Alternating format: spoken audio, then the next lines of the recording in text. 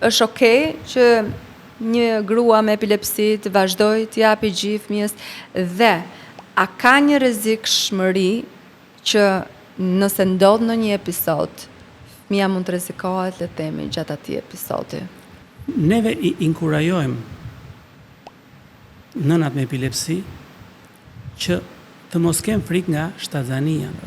Sipas studimeve, 42% e nënave e ndërpresin qumshin e gjirit deri në muajin e 3 të jetës. Okej. Nëse I krahasojmë me nënat e tjera.